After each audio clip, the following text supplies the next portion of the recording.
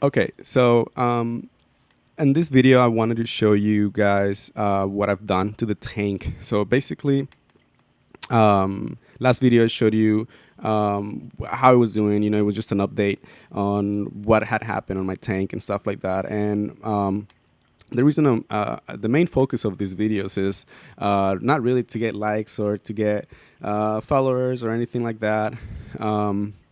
But just to for anyone that's interested out there and starting a new tank or already has a tank, so they can get an idea of what they can possibly do. And also basically I can also get ideas from other people if they have any advice or any pictures or any videos of their own tanks on how I can improve my own tank. So basically a little bit of a small community where we can all try to help each other, obviously being respectful and stuff, you know, keep that in mind. So what I've done is that I moved a couple of the rocks, and there's a purpose for that. I didn't know at the beginning what I was going to be doing. The main focus was I wanted to add, um, basically, I wanted to add a the Kato algae out there in the tank actually. So I added that just a bowl, you know, and it was just kind of floating around. So I had to like hold it down with the snail, with the shell, basically. So what I did, I basically I bought a fish breeder, basically, and it comes in two parts, like two different enclosures. So I divided them and I added one to one side, one to the other one. So what I did, I just kind of put the rocks in front of them, and you can actually not really see them. So they're somewhere there in the back. So I'll showing you with my with the camera what it looks like. But the main idea for that is just to create a copepod and amphipod population, a healthy one.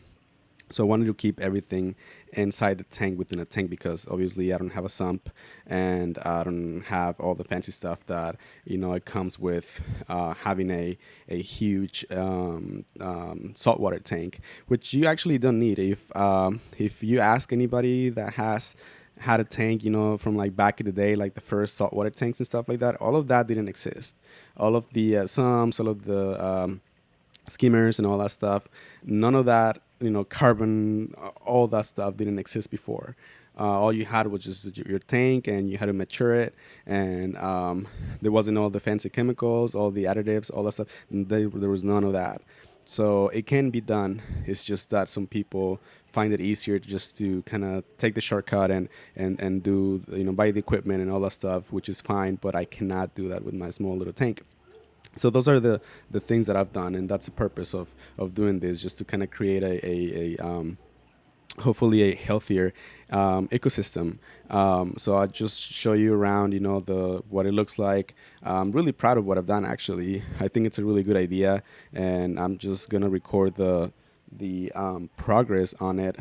So that's what I've been doing, and that's what it looks like. So I ended up moving the rocks one side to the other one. It actually looks a little bit more spacious, and then in the back of the rocks, there is the little enclosures, the little plastic enclosures, where I keep the algae inside. And the idea of that was to keep the critters, you know, the amphipods and the copepods inside, so that way they cannot be 100% eaten by any fish that I put in there, basically. So then they can have the little safe haven. And it actually ended up working out really well the way I moved the rock, because I really like the way it looks. The one on the left, I actually stood it up, and it was just kind of like to the idea behind that was that I wanted to have more rock surface. So if I stand it up on the one of the smallest sites, then therefore I would have more surface, more filtration, and more surface for little crustaceans to find a home in there. And it actually ended up working out really well, because I think it looks better than it looked before.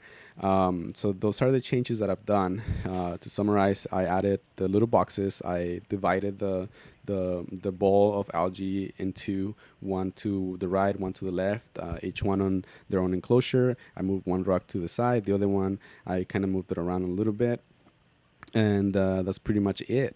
For the future, I do plan on adding a little bit of an amphipod hotel kind of thing breeder inside the tank. So what I've seen is that I research and I've seen some people that actually do this for in a professional way. So what they do is that they buy cardboard.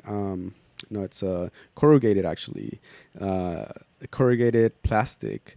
So plastic sheets to be exact. So it's a corrugated plastic sheet. So it looks kind of like cardboard. So if you cut it from the middle, inside the plastic there's like little like holes inside. It's like if you were to lay down a whole bunch of straws and then just put a sheet of paper on top of those straws, and then there's all those little tubes inside the plastic. So what they do, they just kind of lay them down in layers, and then they have their amphipods basically breed in there. So what I'm going to do is that what they do, basically they have the white ones. So what I'm going to do is I'm going to buy the black ones and stick it somehow to the back of the tank. So you won't be able to really see them. They'll be there. You'll be able to see them, but they won't be as visible as if you had the white ones.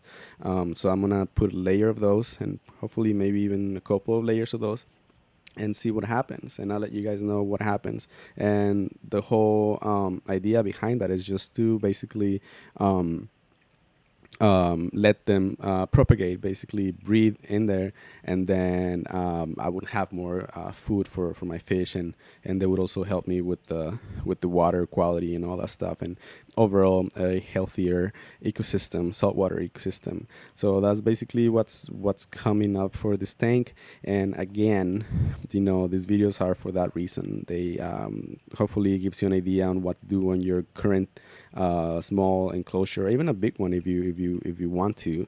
And then if you have any ideas on what I can do to basically have a better ecosystem, then let me know. I'm willing to take ideas, and if you found this helpful or something, then apply it to your own tank, and let me know if it worked out for you or not.